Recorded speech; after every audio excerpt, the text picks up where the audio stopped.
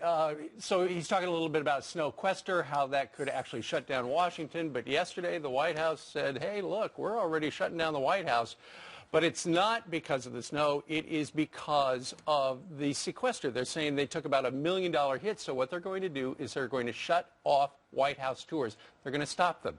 They are pricey. Let's be honest. When you walk through there, I'm thinking, when you're doing the self-tour where you wait online and no one talks to you, and then you walk in because your name's on the list, and then you walk around the White House and imagine what these things actually mean in your self-tour, I think to myself, how can we afford this?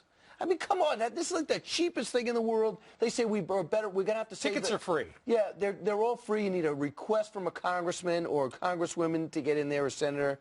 And then you walk around the White House and that's it. But they want to put in maximum pain. So they're saying, okay, let's cut that off. It's so childish. I mean, really. And speaking of kids, most of the people who are going to suffer from this are the kids. These are planned school field trips from long ago. Imagine if you're one of these kids now who gets the news. But is this the intention? And I think this is what's so frustrating to so many Americans. You know, somebody alluded to the fact of putting your big boy pants on the other day. Come on. Can we just be adults about this and come together to a table and say, hey, how can we do this more responsibly? Yes, we need to make cuts in this country. But no, instead now we're going to have this back and forth, and you're about to hear, now this is the response from Louie Gohmert, the Republican out of Texas.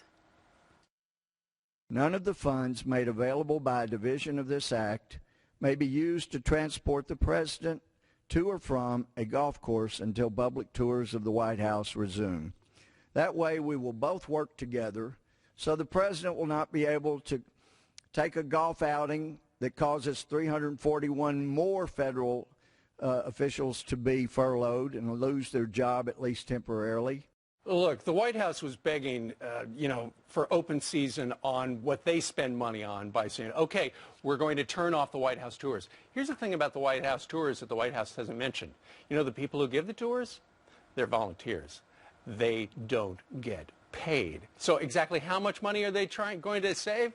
Probably not that much because, as Brian said, and as we've been telling you for the last month, the White House is just trying to scare you, and now that the sequester's kicked in, to make it look as painful as possible. Well, and this is a high-profile thing, too. You know, this is a high-profile thing that they know will get a lot of attention. It's the one thing they can control, their own doors. And I don't know. I say it's time to grow up. Are they actually telling people, too, to live through those high expectations that they gave about these really painful cuts? Here's a snippet of an email now that they apparently sent out to at least one of the departments about towing the line. The animal health, and it's from the Animal and Plant Health Inspection Service official, Charles Brown.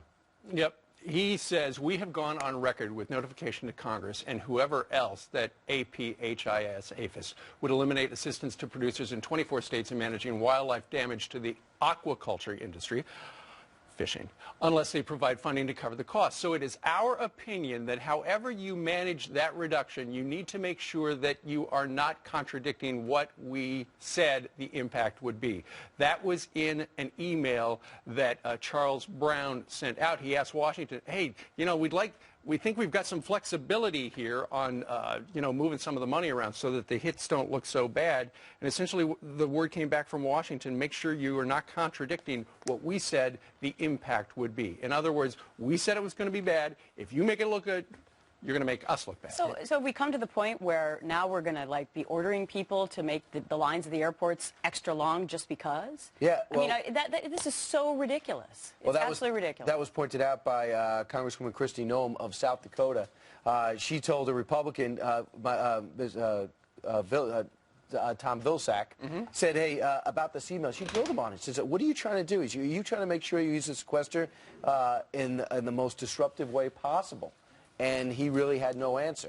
So this is where the only thing you can do is point it out when it's when it's there for a reason. If in 2 weeks you're waiting 3 hours to get on a plane, or if you're inconvenienced in any sort of way, if you find out more thousands have been let out of prison in Arizona and Texas because of sequester, then people are going to say, wow, those bad Republicans, they allowed sequester to take place. Exactly. Personally, I think Louie Gohmert's bill is hilarious. If the White House is going to say, no, no tours for you, and he says, no golf for you, Mr. President. It's what happens during the suddenly snowy, silly season in Washington, D.C. And just to show you how serious they are, by the way, Joe Biden's house, the Naval Observatory, they've turned off the tours there. So it must be serious. Wow.